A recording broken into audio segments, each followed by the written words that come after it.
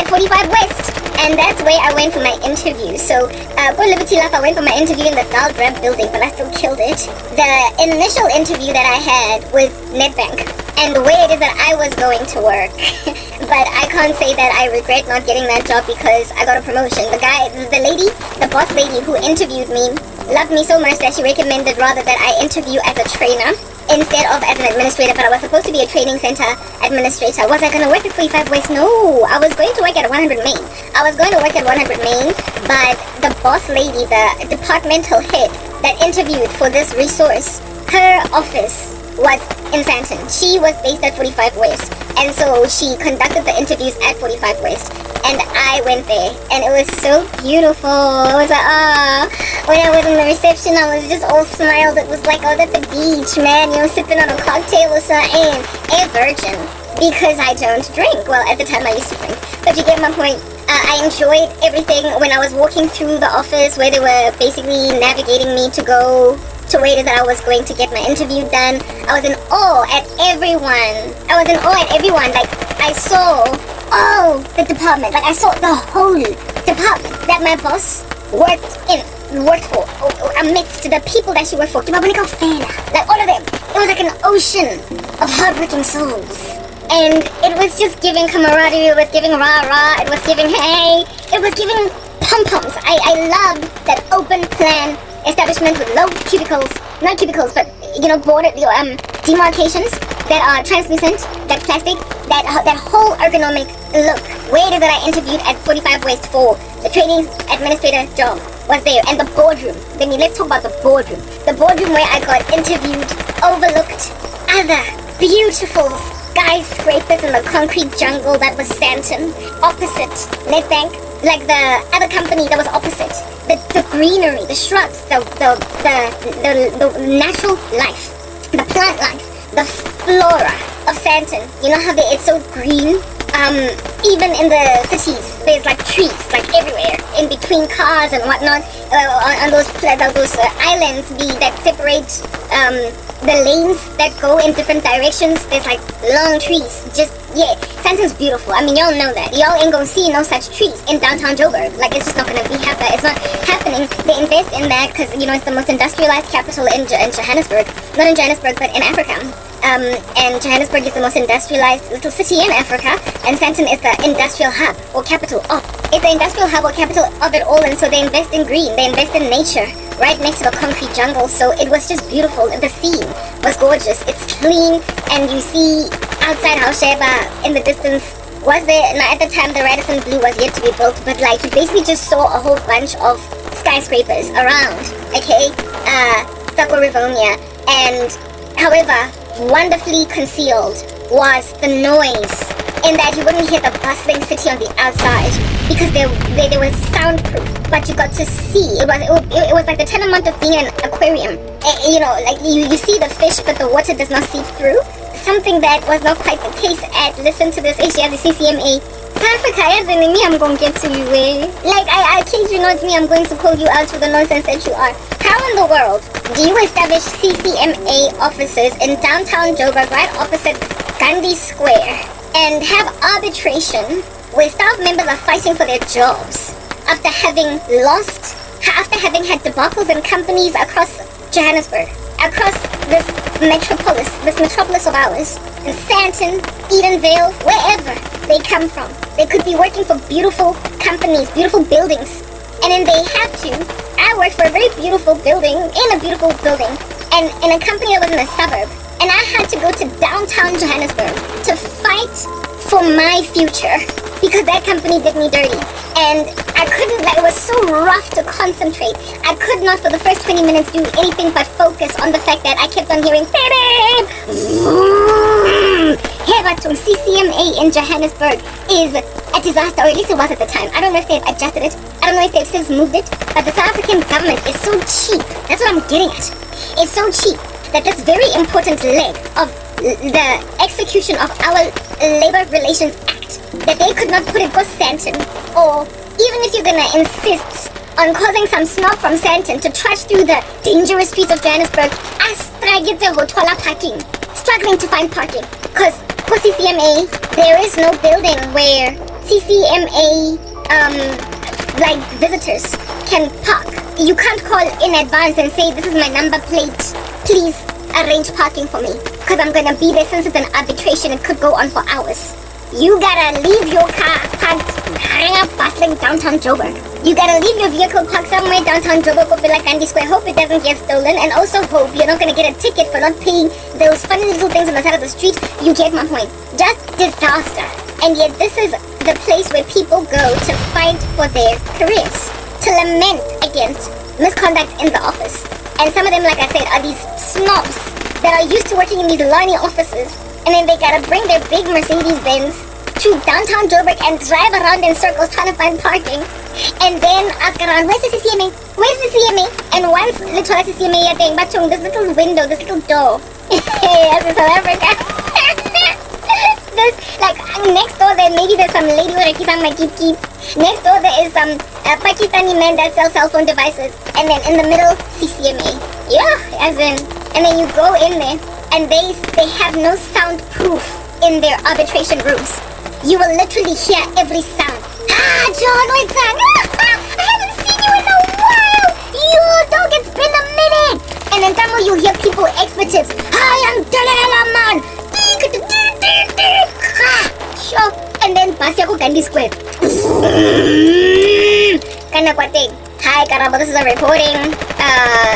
CCMA, I am advocate Tepiso Shabalala, and the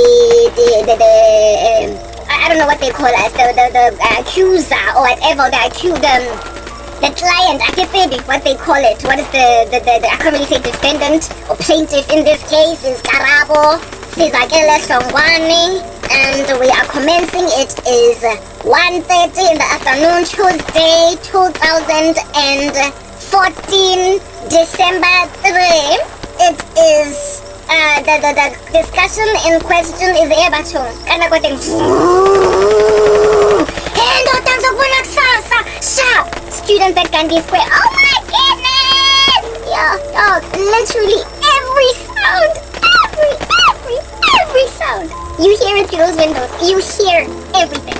It's not even that high up so as to muffle out some of the sounds. It's on the 3rd floor. Well, I was like on the 2nd or 3rd floor or something. Close enough to hear kids at Gandhi Square having a rap battle. Yes, like it would. South African government done did that. Top of that, the building is old, furniture old, decrepit, sitting on some chair that you can tell, yes, like any tila.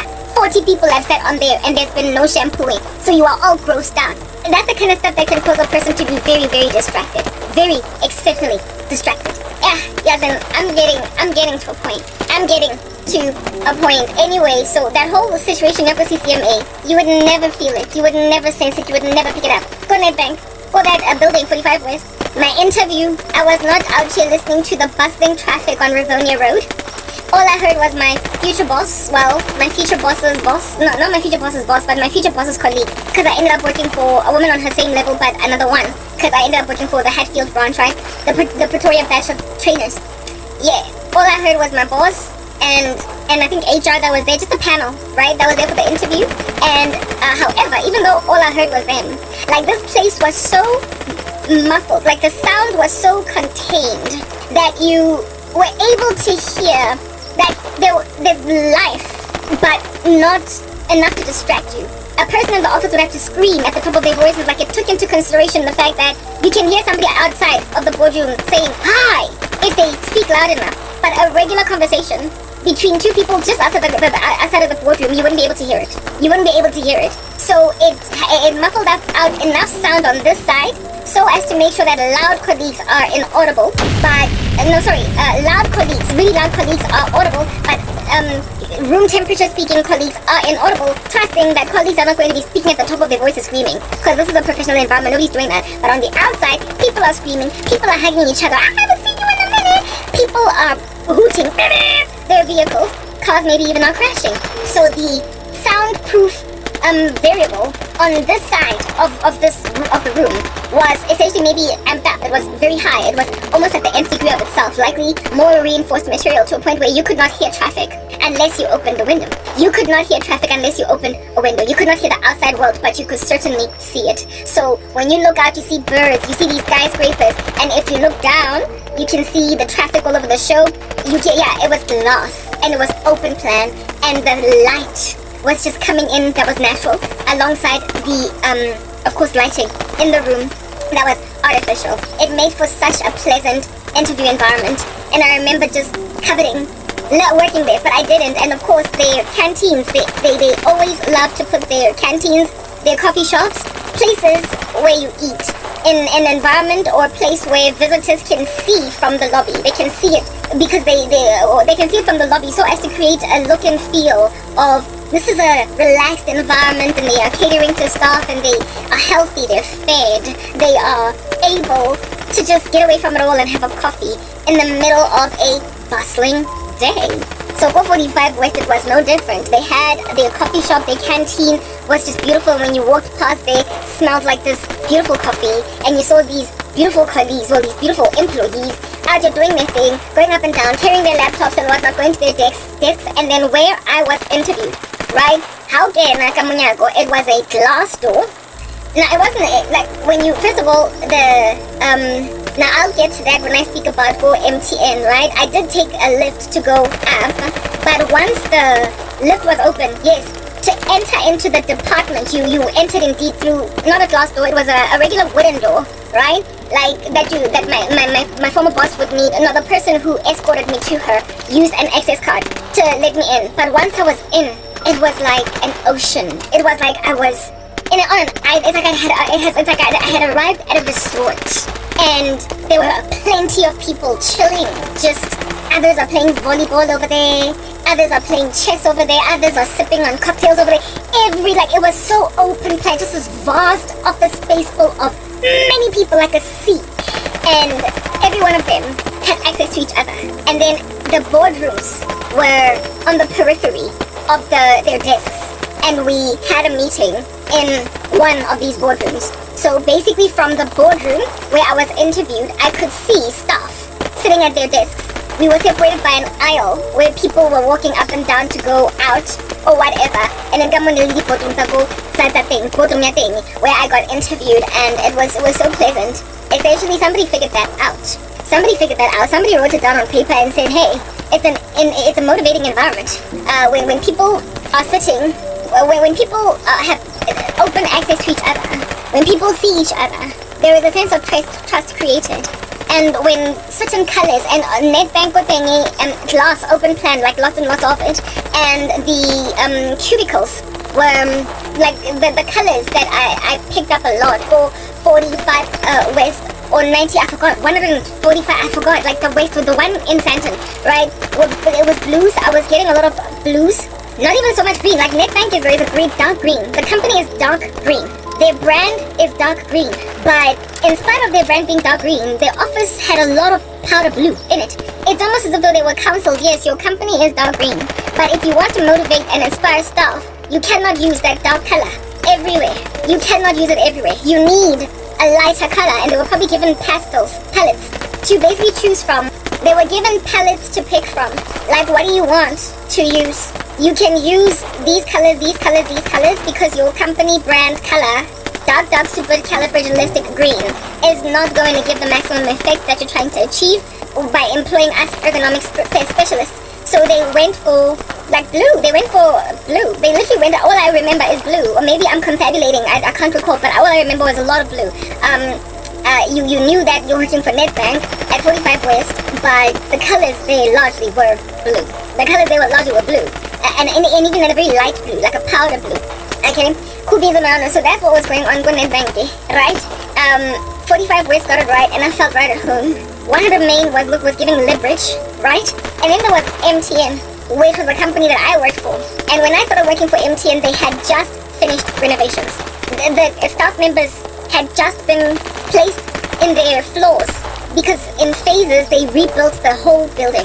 I don't know what it looked like before. Marana had it like 2009. Hence why in 2007 for NetBank, that's when they started to refurbish the call center. So by the time I arrived, so like chances are companies all over South Africa basically immediately happened upon this discovery, had this epiphany, and in concert, in one fell sweep, around the 2006 or 7s, decided to refurbish their companies. And it would then take, a year, 2, 3 years to do this refurbishment. So by the time I started working at MTN, it's about 36. Their construction work was just done. I remember this one colleague telling me, hey, you came right on time. Nero sebetsa mo pela what do you call this, construction work, like lots of construction work was going on in the office. You came at an opportune time where they had just built the building. I remember, rebuilt the building. I remember, interview, when I came in go MTN, it was like, yes, like the building was glass, like all of it was made of just glass. And then when I went on the inside, I could see everything on the outside. Light was shining in through this. The reception was this huge open plan joint, and you could see everything that was happening inside. And there were only, I remember go NetBank. There were not NetBank, but NetBank, right? At NetBank, 100 Main, and also at Libridge.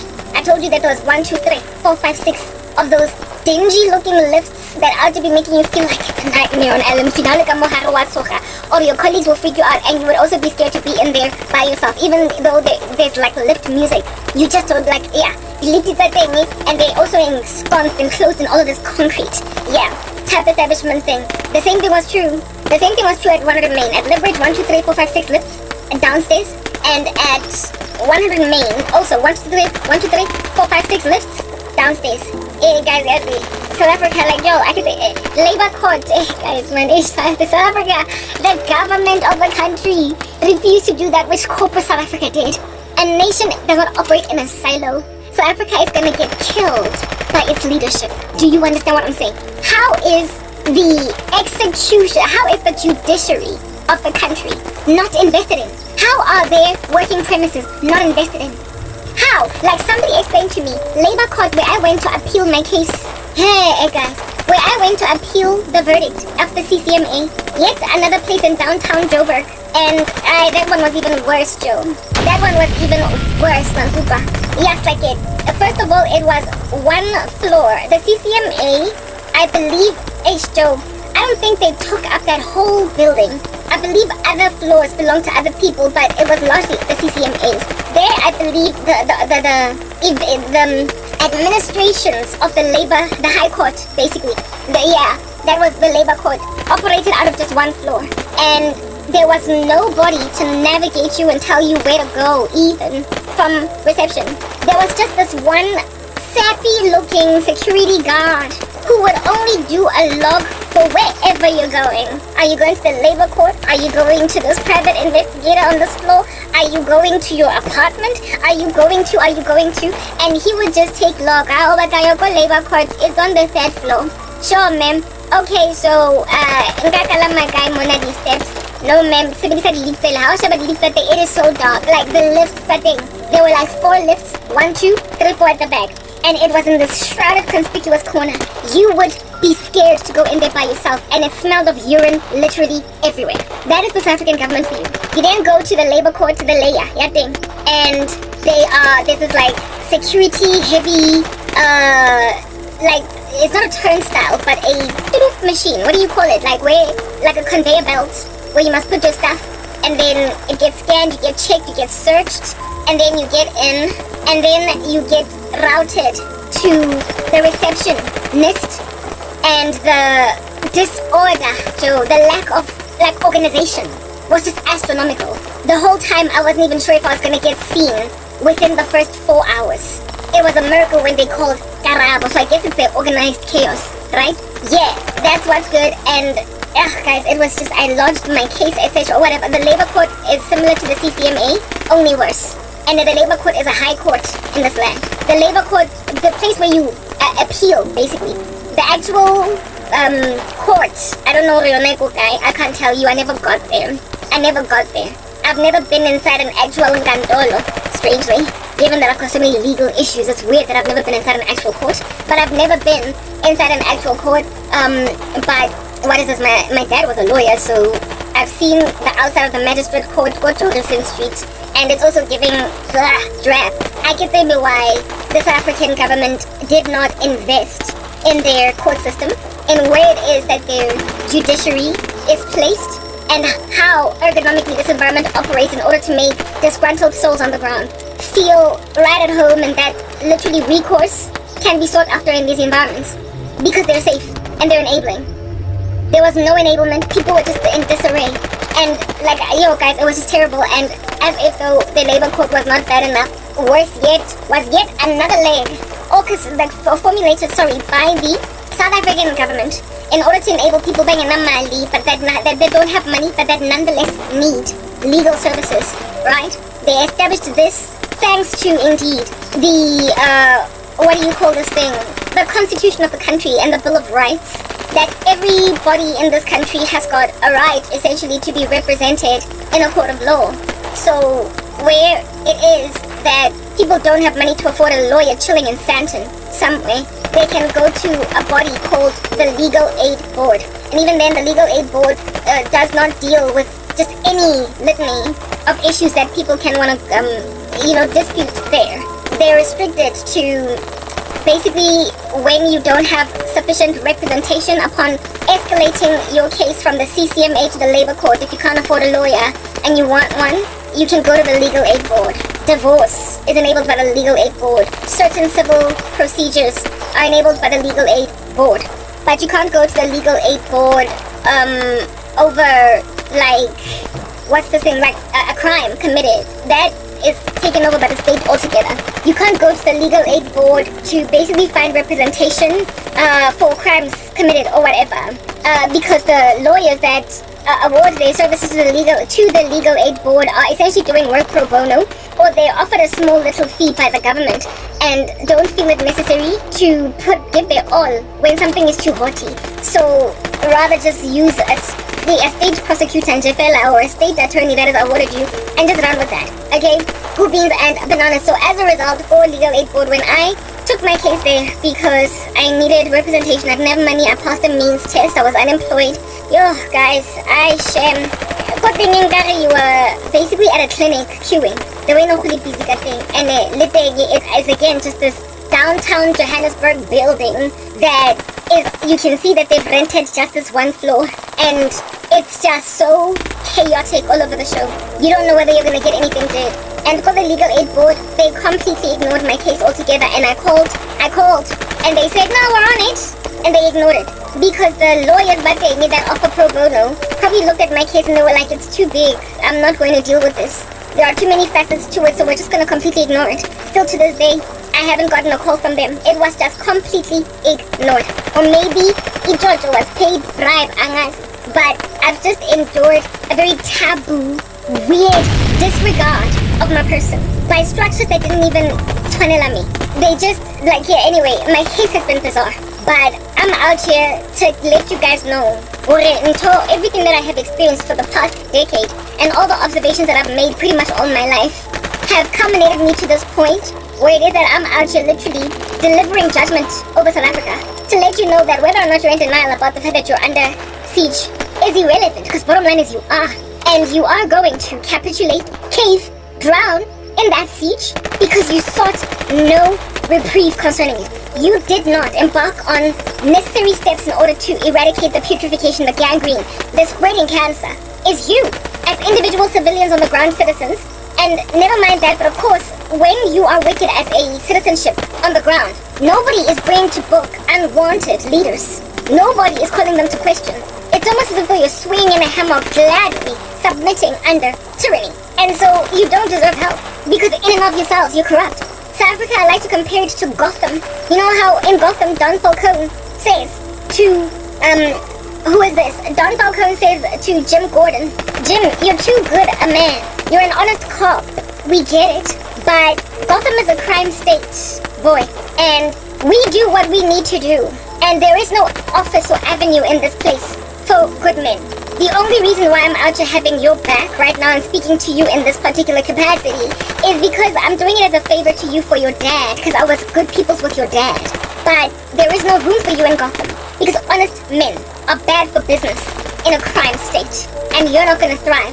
We own the police department. Maroney was under Don Falcone, and Maroney was basically the boss, the head, under Falcone of the GCPD, of Gotham City Police Station Department. So You are not gonna win working for the GCPD because your boss's boss, undocumented on paper indirectly, is my subordinate, Maroney. Yeah, when I listen to that, when I watched Gotham, that's like a Gotham. It's not a DC comic. It's the truth. It's South Africa.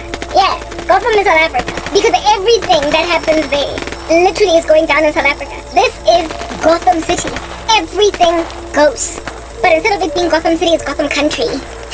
If government offices, government buildings, and government enablement for South African society can look like the offices of the Legal Aid Board, can look like the offices of the CCMA, and can look like the offices of the Labor Court, honey, ain't no South African getting anything did. Because South Africa is not investing in its own judiciary, in its own anything. It is not investing in its own executive.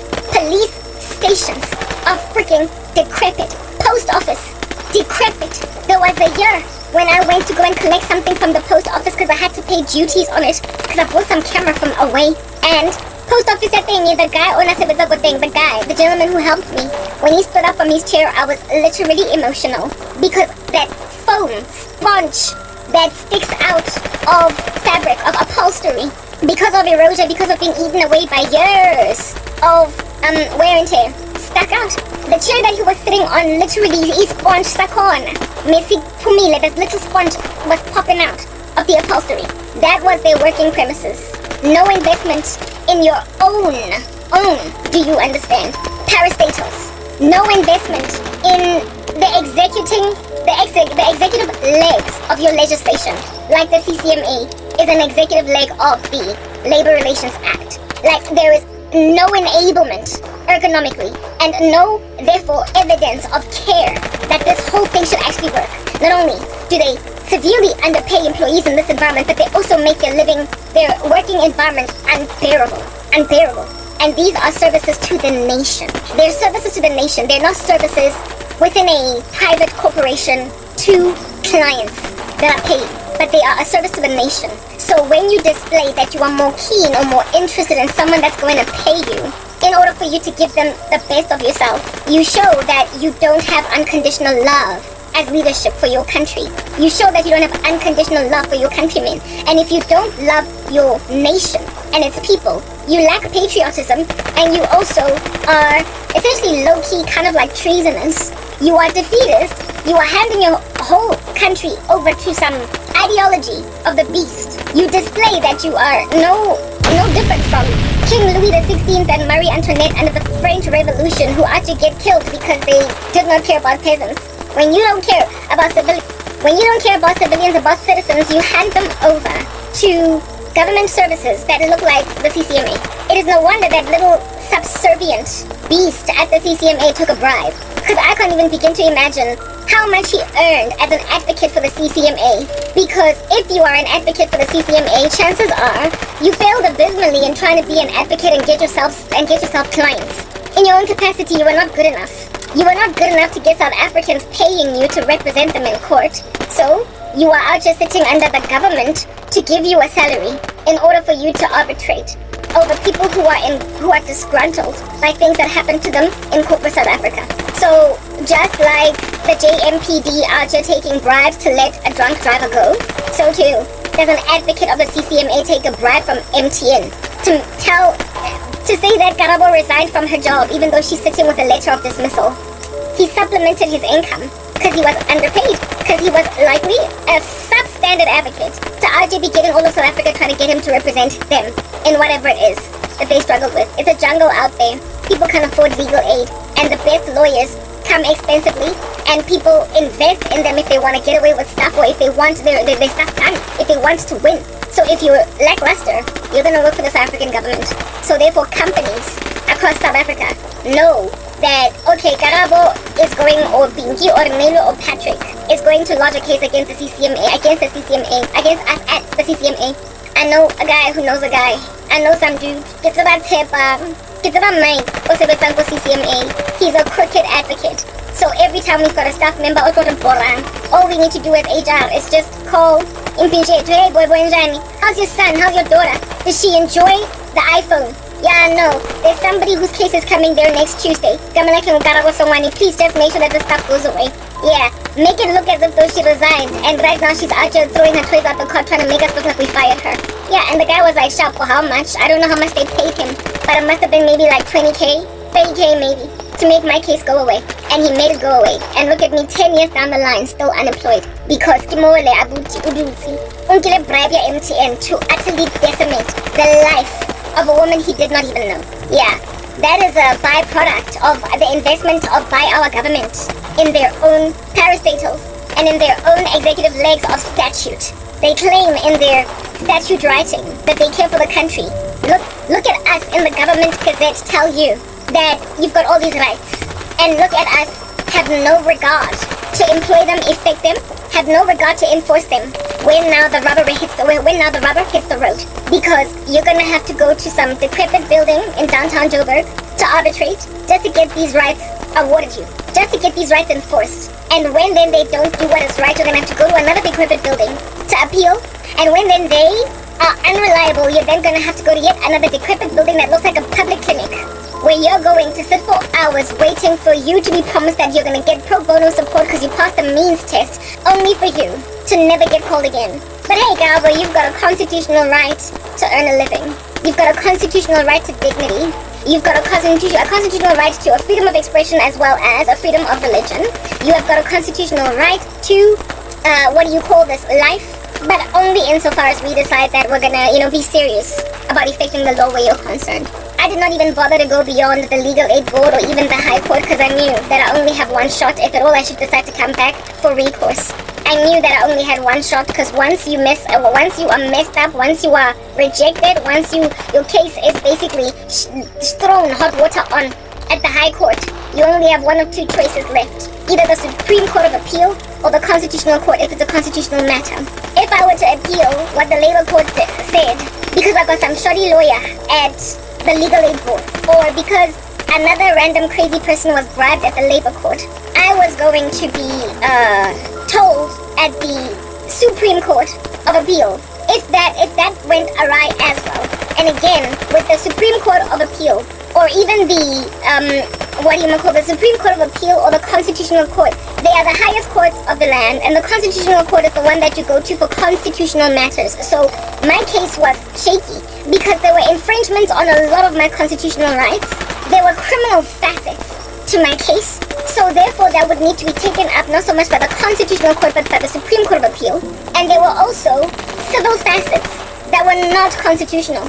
And so it was literally a die like that you would throw, a roll between Labour Court and Constitutional Court. The most ideal court I would imagine would have been the Supreme Court of Appeal. But listen to this. I say the Supreme Court of Appeal because my case was, yes, there were a lot of constitutional rights of mine that were infringed, but it was largely a civil issue, and it was also largely a problem with, a criminal issue. There were so many civil and criminal factors that the constitutional matters that I had could have, to a certain extent, been arbitrated under the Constitution, under the Supreme Court, or maybe both. But I don't think you can take the same case to both courts. I don't know. I stand corrected, right? Type establishment thing. Those courts are the highest court in the land, and you can't appeal beyond them. So whatever their verdict is, it's over. This is to eradicate from people just going on a loop in a circle, going back again to the drawing board over and over and over and over and over and over and over again, just fighting the same stuff. Unless, of course, you bring new evidence, unless, of course, you bring new information to light, you cannot reignite an old dead dog. Under the law, in the US they call it double jeopardy. I don't know what they call it in these streets of South Africa, where it is that you can't, run a person to a trial again when some other court has said not guilty. They can't be put on trial again. Okay, yeah, with that being a thing, because the Supreme Court of Appeal and the High Court are such high courts, they get to decide whether or not they will even see. They can literally throw your case out before you stand before any of these judges. They can say it's a non-issue. We are showing the monkey, they're throwing their toys out the cot. And if the Constitutional Court or the Supreme Court of Appeal made that decision, I was done for. I was going to be a woman without justice for the rest of my life. So when I saw the dilly-dallying, random, strange activity of the Labour Court, which was a high court, and when I saw the strange activity of the Labour Relations, Legal Aid Board, when I saw that strange activity, I was like, la, ngizohamba la ngikhala with snot and trana. Ke tswa madi a dikele tsa madi, like literally bleeding tears of blood out of a sense of indignation because I was wrongly done. And enough people bribed enough people and made sure that I can't get my rights fulfilled under the country's statute that promised me this as a thing. The nation promised me these things. And yet they were determinedly ignoring every last one of my human rights. And never mind that, but my civil rights, never mind civil rights, they ignored the criminal code, criminal procedure, and civil rights. I therefore stepped back and told myself that, hi, Yazin, one day when I get a job, one day when I'm strong again, when I've got clout again, when I'm so angry, I'll come back and I'll fight. Ke tla lwana ka di-lawyer tse bonagalang, ke tla lwana ka di-lawyer tse nang le mesifa, tse tileng, tse nang le six-pack. I will come and fight ka batho ba nang le dipotris when I have a job. I cannot fight right now because they are literally going to run me around in circles until I'm drained of every last resource. So I'll come back later. It was at that point, because I've been very candid with my whole entire journey, when I said Nzobuya, ke ba shapile ka Emma, that's when then MTN went out of their way to essentially blacklist me in South Africa to make sure I don't ever work. That's when they did below the belt stuff, like say to Investec that I was dismissed, so as to make sure I don't get my shares, the shares of which amounted to hundreds of thousands of rands when you cash them. At the time with the share price, MTN, it was literally running in the hundreds of thousands of rands, how much those shares would have been worth. The underwriter, the shares, Investec, was given a code of dismissal. And so they, they said I forfeited them because I was dismissed. But with UIF, they said that I resigned. So I could not have an ability to maintain my apartment, maintain my anything. That's what MTN did to me through HR. Bang sabotatile, bang kwala ditsela, everywhere I went, they literally burned a building because they committed egregious acts of insolence against me.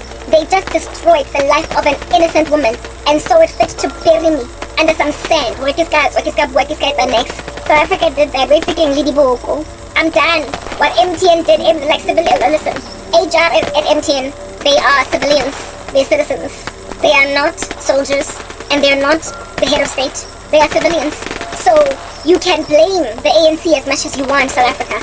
You can blame your government as much as you want for your crazy. But understand that that silly HR lady, those silly HR employees, that silly HR executive at the time that was heading MTN, this decision that they made, to harass the life of an innocent woman, they were acting in capacities as civilians, as citizens, and not so much as heads of state or even the executive, not members of the judiciary, not members of the separation of powers, basically. The judiciary, the executive, or the legislature, they were not acting in the capacity of government.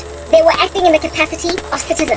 And if the individual citizens on the ground are as corrupt as they are, there's nothing you can do for an entire country. Honest South Africans are civilians or citizens of Gotham City. They are living in a crime state where everybody is doing whatever they want to do. And so they're in angst. There is nothing there's nowhere they can go. When they want rights to recourse, they sit in snake-like queues and they're waiting for antibiotics at a public hospital at the legal aid board. They sit to no avail in the CCMA to try and gain justice only for an advocate there to be bribed by the organization that this individual works for. To give them, listen, this advocate at the CCMA narata home for 3 months salary when they committed gross misconduct against me by doing what it is that they did. And when I said no, listen to this, the verdict was that I resigned. So first they tried to give me 3 months salary, and when then I fight anyway because I wanted 24 months salary, minimum 12 months because they committed gross misconduct. I had done my research. Bahana. And then they concluded at the end of that arbitration that I resigned. I resigned. If I had resigned, why did you feel a need to give me 3 months salary? They basically purged themselves at that particular juncture that they were guilty. Because you don't give a guilty person that just walked out of their job 3 months salary. You don't give them any damages. But they decided to award me 3 months damages. I fought that. I was like, I am owed minimum 12 months, but I'm gunning for 24 months. And I was still going to be able to, under the civil code, take yet another damage lawsuit up against MTN for other things that they did to me that were just uncivilized. Because these people realized that they were dealing with a beast that knew what in the world under heaven she is about. When I was story say bang blacklist alang kuka. Yeah. South Africans are endured through citizens, civilians, lay Janes and lay Joes on the left and on the right that are subjugated to the tyranny of that force system, sitting in decrepit buildings in rainy weather, waiting for justice, only for you to get told that I'm sorry, unless you're divorcing your husband, I can't help you. If you have a real issue, like as in a big civil issue, like as in Batkoshile and it's an unfair issue, we can't help you. And even with this divorce between you and your husband, just make it 50-50 man, even though you are not married in community or property. It's just a matter of it's just a matter of getting stuff out of the way. Finish it, that speech. So citizens of South Africa, citizens of Gotham City, frustrated now because they are run by yet more citizens, yet more civilians that are corrupt and crooked, all happy to continue to vote for the corrupt and crooked government headed by the ANC. You can't just blame your crazy leaders, because the lona didi rabiosh. But anyway, let us return back to ergonomics. Let us return back to ergonomically beneficial environments where it is that, South Africa, hey, we are the most unequal country in the world. You all know that, right? Like, that's our total statistic. It's so unequal that you are be gawking at gays at this, right? Sandton, literally right next door to Alex. Like, Alex, you can see them right over the N1 highway. And yet, Sandton is this Lonnie joint. That's so pretty, so affluent. So it is no wonder there's so much crime happening in the Sandton area from a bunch of Alex. Now, Alex and Sandton is not the only severely unequal random ecosystem. There's also then Muldersdrift and Deep Sluit in my neighborhood. That's another little Alex versus Sandton. People living in absolute affluence on the left, and just over the road, just over Bayes Nadir proper, you're dealing with Deep Sluit residents. Mikuku, like shacks, right next to estate mansions and such large, vast patches of land belonging to one family that you can't even calculate how wealthy they are by simply gazing at that farmland. And that's what's good. That property that they own. That's what's good. Not so much farmland, but just that property, but the vastness of that land. That's how South Africa is. You literally will have people that are separated by nothing but a road, living two completely different lifestyles. Hence why we are the most unequal country in the world. And then it happens inside families. This shack that I live in is my own little version of a dystopian Deep Sluit or Alex, while my family are living a Sandton life. Bacon lifestyle in my lifestyle in my lifestyle in my life. That's them. But little lifestyle.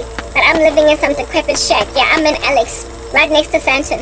I am in Deep Sluit, right next to Muldersdrift. And the South African government, and what offices, what services that they offer to the people on the ground, right next to the private sector, basically corporate South Africa. It's like Deep Sluit with the Sandton. It's like Deep Sluit the Sandton. The public sector versus the private sector in the same country is Alex Sandton. It's Deep Sluit, Muldersdrift, separated by nothing but a highway, separated by nothing but Grayston Drive, or separated by nothing but Bayes Nadir. A road that a person can just walk over like a chicken crossing the road. Why did the chicken cross the road? Because they were emigrating from a third world country to a first world country, except it was inside the same country. Yeah, called South Africa. The chicken crossed the road because they wanted to live in Muldersdrift, because they could not stand living in Deep Sluit anymore.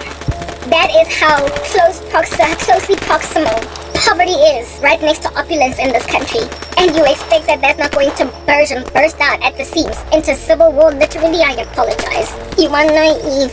You have thrown yourself in this position and I ain't got nothing to give to it. I ain't got nothing to do with it and I ain't trying to roll with it. But you are joining me thinking it's a going concern. I'm leaving. Yeah, go America.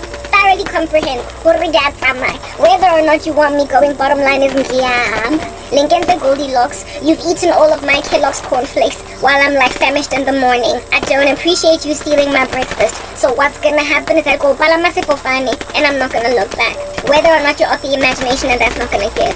I don't care that you imagine or anticipate that my YouTube channel that is underperused is going to stay underperused. Bottom line is literally the FBI of America is going to set me free from South Africa because go by a cheeky trying to cross the road to go back to Muldersdrift because that's where I started, because now I've been thrown by people kicking me like a soccer ball in all of their insanity and now possessiveness over me back to Deep Sluit. Not even back to, I didn't even start my life with Deep Sluit. That's what you all need to understand. I didn't start my life with Alex. I was born a middle class kid and now today I'm thoroughly a second class citizen in this country, out here giving shack vibes.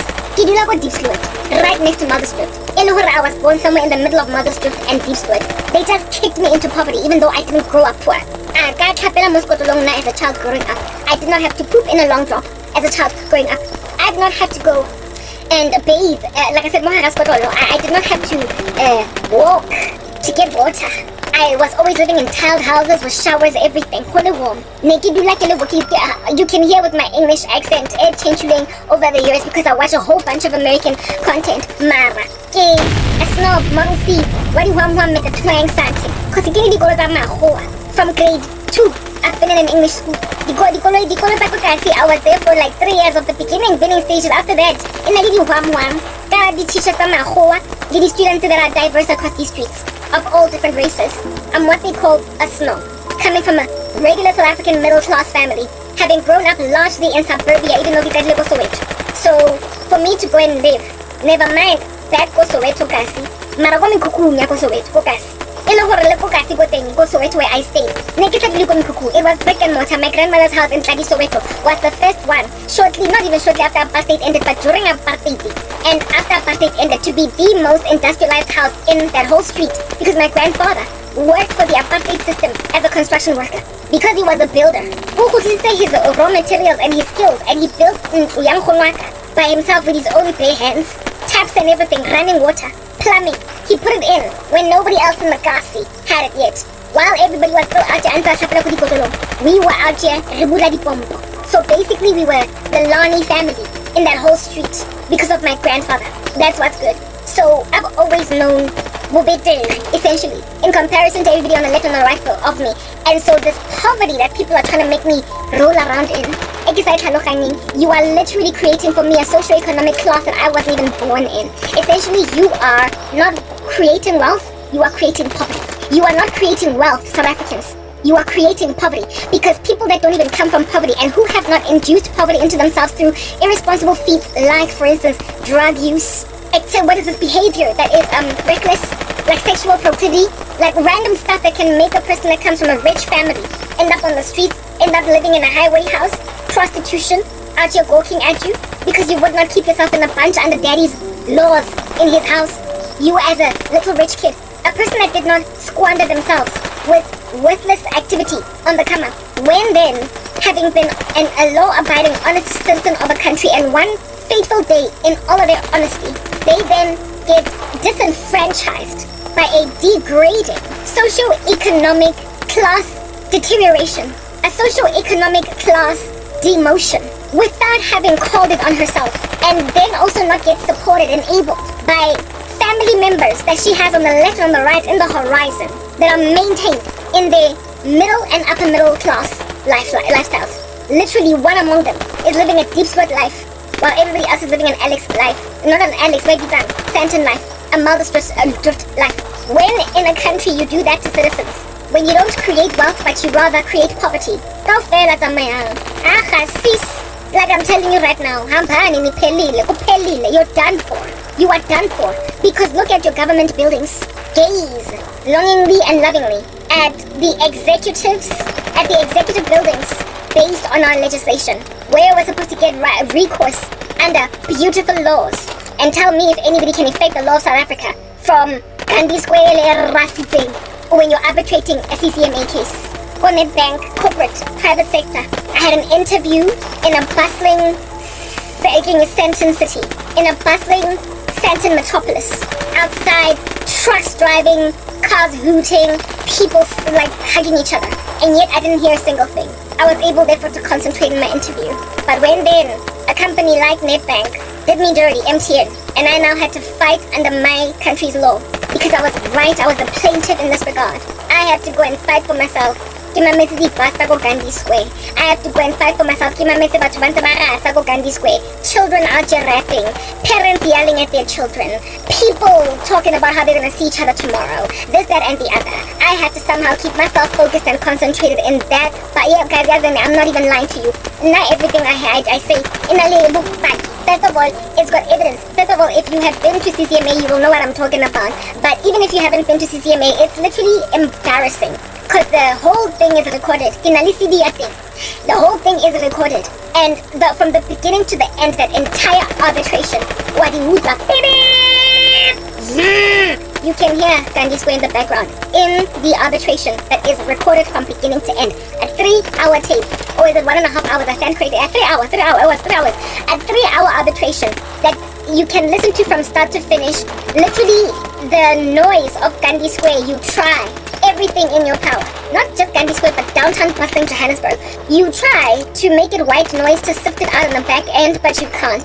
The only thing that can sift out that kind of noise is what it is that I eventually experienced in the middle of that arbitration, an adrenaline rush. I started to notice that this person was bribed. I started to notice that Lomuntu Lona is not going to be fair where I'm coming from. So therefore the endocrine system kicked in. My endocrine system kicked in. And I had a fight or flight response, yeah, adrenaline. And with adrenaline pumping, I decided to fight. And that's why that arbitration lasted 3 hours. Labantu, they brought me a wad ingaga as apparent evidence against me, the way that they were so unprepared and all over the show. My boss couldn't even look me in the eye, and he was only in there for 20 minutes out of the whole 3 hours. I was there to fight him. One of the women that was responsible for the thing that they did to me was told that you don't even have to come because it was a done deal. It was determined which I was going to lose. It was known that I was going to lose. And all that my boss had to part ways with was 20 meager minutes. And then he went back in his Lani vehicle and drove back to suburbia. He drove back to 14th Avenue and entered into the building and sat in a clean environment, issaling loud, while I was left at Gandhi Square.